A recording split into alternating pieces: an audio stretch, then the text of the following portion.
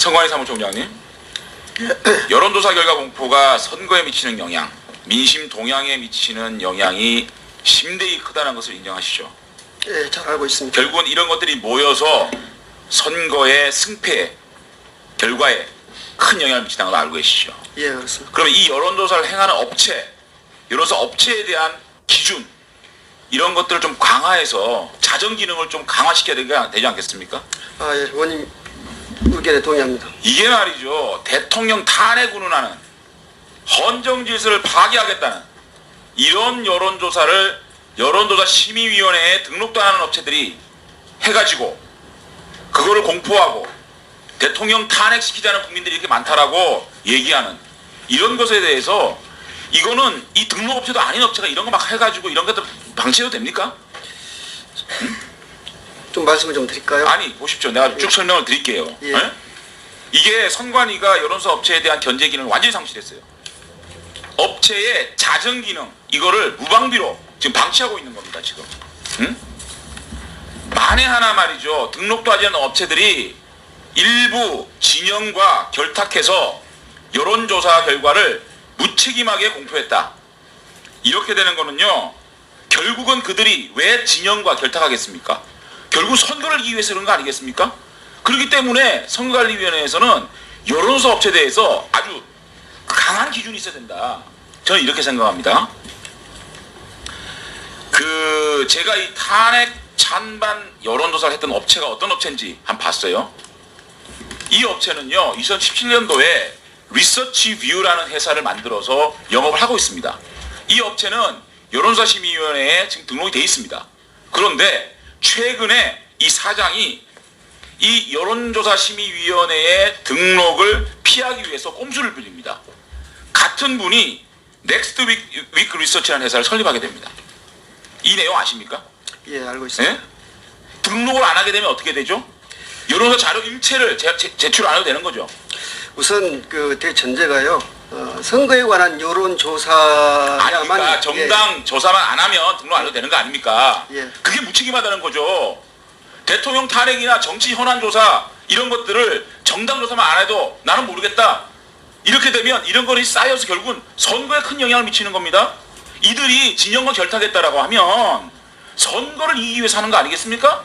그러니까 왜 선관위에서 이건 난 책임 없다고 얘기합니까? 지금 위원님 잘 아시는 것처럼 우리가 규율할 수 있는 범위는 이제 선거에 관한 아니 그러니까 그거를 정치 현안 조사는요 예, 예. 더더욱 강화해야 되는 겁니다. 예. 정치 현안 조사가 정치 선거에 미치는 영향이 얼마나 큽니까?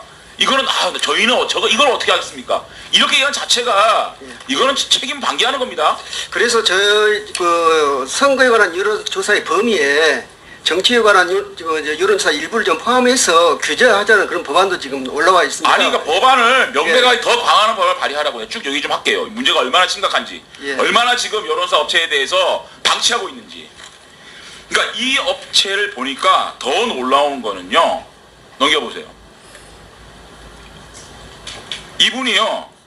이 리서치 뷰와 넥스트 위크 리서치를 공동 같이 소유하고 있는 이분이 안일원이라는 분인데 노무현 대통령 청와대 행정관을 했고 노무현 후원의 대선 자금을 총괄했다. 이거를요 자신의 이 프로필에 노무현 후원의 대선 자금 총괄이라고 써놓고 있습니다.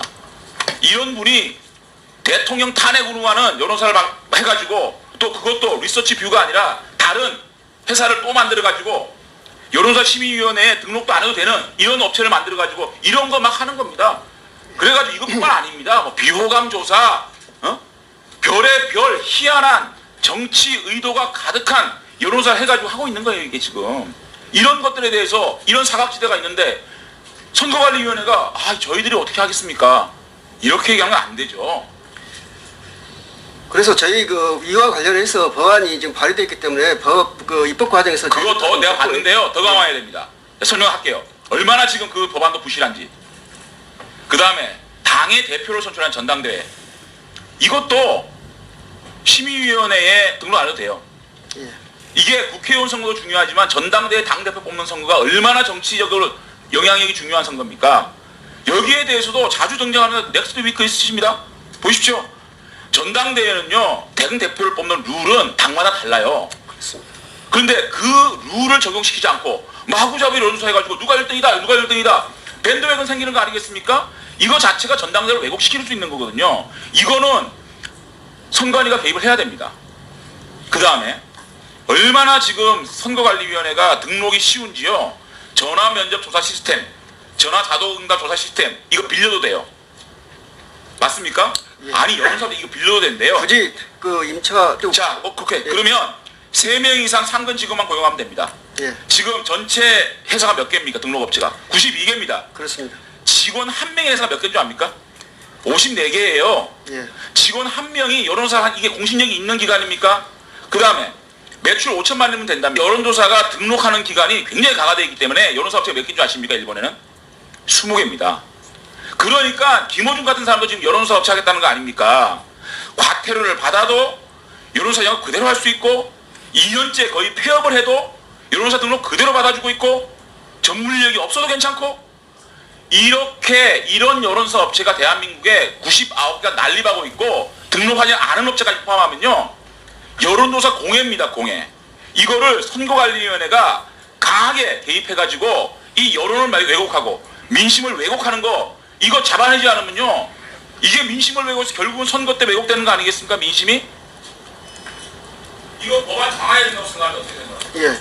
저희도 지금 여론조사의 그 신뢰도, 객관성, 공정성을 담보하기 위해서 이와 관련해서 지금 용역을 주어놓고 있고요. 이와 관련해서 용역 경고뿐만 아니고 저희들이 자체적으로 지금 검토하고 있는 걸 포함해서 개정 의견을 반영해서 입법 국회에 제출할 예정이고, 정말 예, 예. 대한민국의 공신력 있는 여론조사 업체가 공신력 있는 문화 가지고 모든 걸 공개된 상태에서 민심을 호도시키지 않는 방향에서 여론조사가 공개돼야 되는 겁니다.